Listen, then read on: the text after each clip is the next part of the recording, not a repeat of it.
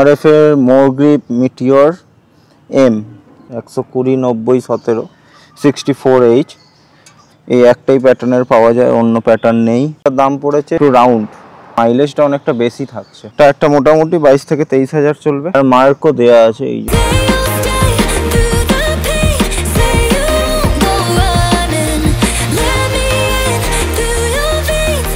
আমি এখন আছি নিউ টাউনের এখানে, আমার বাইকটা নিয়ে এসেছি।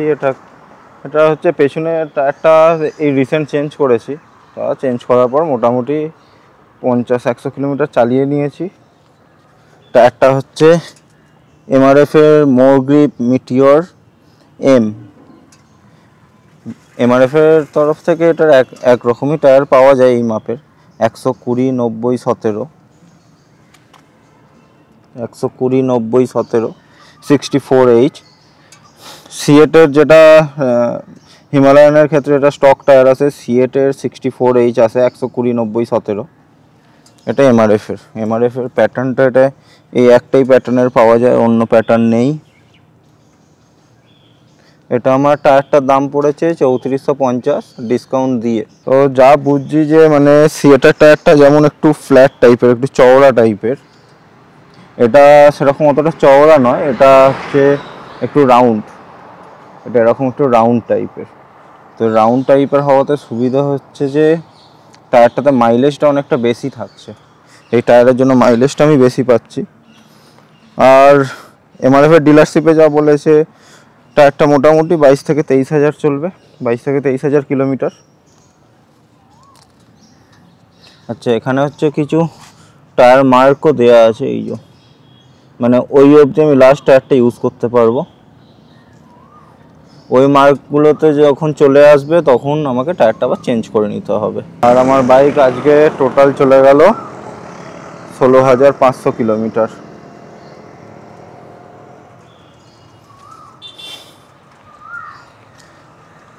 তো এখনো অবধি এই টায়ারটাতে আমি সেরকম অফরোড কিছু যাইনি, এটা জাস্ট এমনি সিটি চালিয়েছি।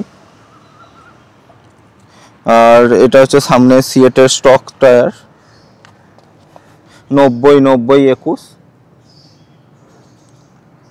এই টায়ারটা এখনো অবধি চেঞ্জ করার তো প্রয়োজন পড়ছে না, অনেকটা এখনো অনেক কিলোমিটারই চলবে। আমার বাইকে এখন পেছনের চাকায় যে টায়ারটা লাগানো সেটা হচ্ছে MRF এর টায়ার। তো সেটা বললাম এই যে রাউন্ড শেপ, মানে সিএটের টায়ারটা যেমন একটু ফ্ল্যাট টাইপের শেপটা, এটাতে রাউন্ড শেপ, একদম রাউন্ড টাইপের। তো এর জন্য যেটা সুবিধা হচ্ছে সেটা তো মাইলেজ তো একটা হচ্ছেই, তার সাথে আরও একটা বড় সুবিধা হচ্ছে এটা নিয়ে ম্যানুভার করাটা খুব ইজি হয়ে যাচ্ছে। জাস্ট এরকম বাইকটাকে হেলানো খুব ইজি হয়ে যাচ্ছে, এদিক ওদিক কোনো ব্যাপার না, ম্যানুভারটা সত্যিই খুব ইজি। হ্যাঁ, তবে এবার অফ রোডের টাইমে দেখতে হবে যে কোনো প্রবলেম কিছু হচ্ছে কি না, কারণ যেহেতু মানে পয়েন্ট অফ কন্ট্যাক্টটা অনেকটা কম, সিএটেরটাতে যেমন একটু বেশি ছিল, কারণ যেহেতু ওটা একটু ফ্ল্যাট টায়ার, তো সেই জন্য সিএটের টায়ার একটু বেশি মানে পয়েন্ট অফ কন্ট্যাক্ট ছিল। এবার এটাতে দেখতে হবে যে পয়েন্ট অফ কন্ট্যাক্টটা কী হয়, কতটা থাকে না থাকে। আর যেহেতু এটা পয়েন্ট অফ কন্ট্যাক্টটা কম, তার জন্য এবার অফ রোডে গ্র্যাভেলসগুলো মেনলি হচ্ছে প্রবলেম হয়, কিন্তু গ্র্যাভেলসগুলো মানে কতটা ইজিলি আমি কাটাতে পারি সেটা দেখতে হবে। আমি ডিলারশিপের কন্ট্যাক্টটা আমি ডিসক্লোজ করে দেবো, ঠিক আছে, মেনশন থাকবে, ডেসক্রিপশানেও থাকবে, আর স্ক্রিনেও দিয়ে রাখবো। অ্যাড্রেস হচ্ছে ফুলবাগান মেট্রোর কাছে MRF এর দোকানটা, MRF এর শোরুম, ঠিক আছে। স্ট্রেচটা আছে না, এটা শুধু ওপেন করে রেখেছে এখন। এই রাস্তাটা সত্যি খুব সুন্দর করেছে, পুরো এক টানা রাস্তা, একেবারে ব্রিজ থেকে নেমে সোজা চলে যাও নিউ টাউন বা বিশ্ব বাংলা গেটের ওখান থেকে এই পার দিয়ে সোজা হচ্ছে সেক্টর 5-এ ঝিল park.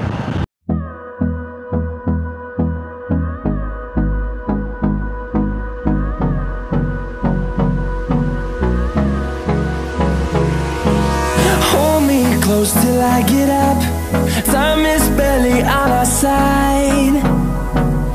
I don't wanna waste what's left. The storms we chase are leading us, and love is all we'll ever trust. Yeah, no, I don't wanna waste what's left. And on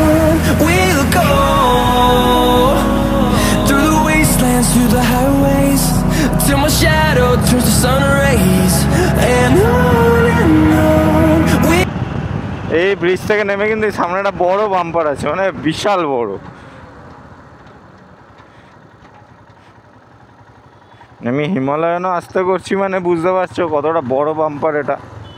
ওটার ওপর দিয়ে আমি একদিন বেরিয়ে গেছিলাম, মানে তখন সন্ধে হয়েছিল, আমি অতটা খেয়াল করিনি বাম্পারটা। বেশ আমি তখন বেরিয়ে গেছিলাম, বেশ ভালোই স্পিডে ছিলাম।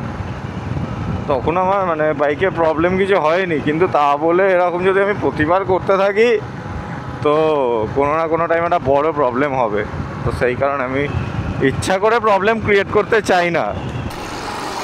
ছোটোবেলায় যখন আমি সাইকেল নিয়ে এইসব রাস্তাগুলোয় আসতাম না, আনএক্সপ্লোরড রাস্তাগুলোয়, তখন মানে কী বলবো, তখন আমার পায়ে যত দম থাকতো আমি ততক্ষণ সাইকেল চালাতাম।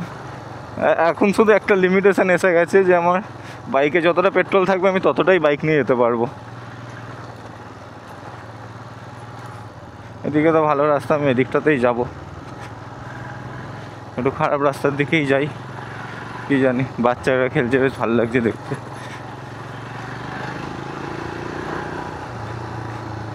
কিন্তু টায়ারের প্রবলেম কিছু হচ্ছে না, গ্র্যাভেলসেও কোনো প্রবলেম নেই। পয়েন্ট অফ কন্ট্যাক্টটা একটু কম হলেও গ্র্যাভেলসে প্রবলেম নেই।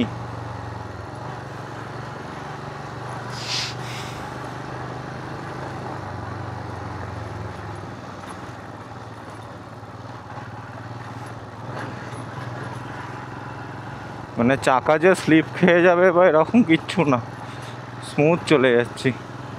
হা হা, জায়গাটা হেবি সুন্দর। আচ্ছা, আমি যত সময় এটা ধাপার দিকে বেরিয়ে যাচ্ছি, এই মালঞ্চর রাস্তাটা হয়তো এটা দিয়ে উঠবো। উফ, হ্যাঁ সত্যি মাঝে মাঝে এরকম আনএক্সপ্লোর রাস্তাগুলো আসা একটু দরকার। এত সুন্দর একটা পরিবেশে এসে গেছি।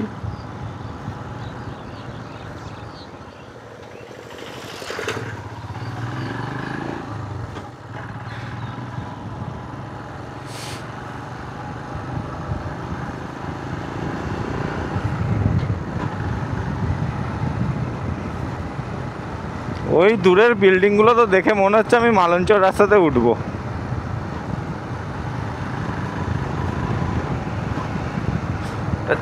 ছয় নাবি আবার অফরোড, এগুলো অফরোড কিছুই না, এগুলো অফরোডের কোনো কিচ্ছু না। এখানে উনি কাপড় টাপড় ধুচ্ছে, আমি তাই জন্য আস্তে করে নিলাম, নাহলে এখান দিয়ে আমি টেনেই বেরাতাম।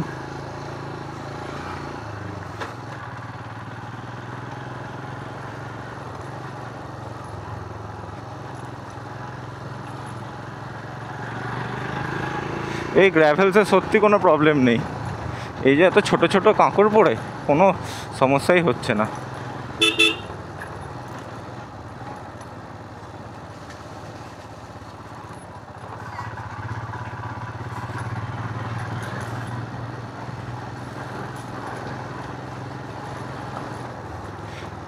আর অফরোড থাকাতে এই সুবিধা অফরোড ট্যুরের, উপর উঠে দাঁড়িয়ে পড়ো, আরামসে বেরিয়ে যাও।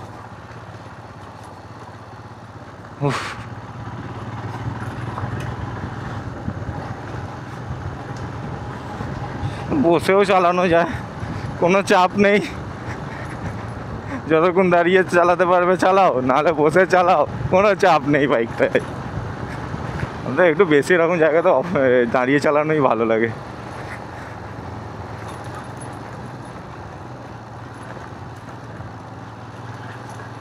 আমি তবে চেষ্টা করি একটু ট্রেল রাইডারদের মতো চালানো, মানে ট্যাঙ্কটাকে হাঁটু দিয়ে চেপে ধরে তারপর কোমর আর পায়ের মুভমেন্ট করতে হতো, মানে এই আপ ডাউন সিচুয়েশানগুলোতে বাইকে একটা পা দিয়ে সাসপেনশন ক্রিয়েট করার চেষ্টা করি।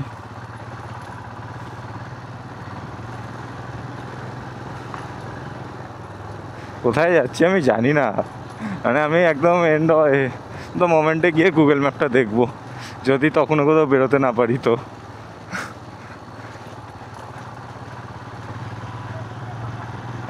উফ, অফরোড ট্যুরের মজা আমি এতদিন বাদে নিচ্ছি, মানে আমি এই রাস্তাগুলো আগে কেন আসিনি।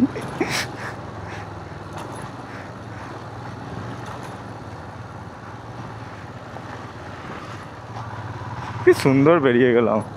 এটা কোথায়? হ্যাঁ, রাস্তা এখনো শেষ হয়নি, এই তো।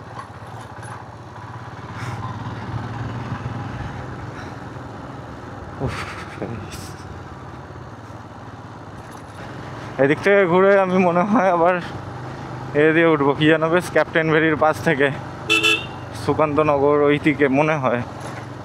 অনেকদিন আগে এসেছি, এইসব রাস্তাগুলো আমি চেনা চেনা লাগছে, চিনেও যেন চিনতে পারছি না।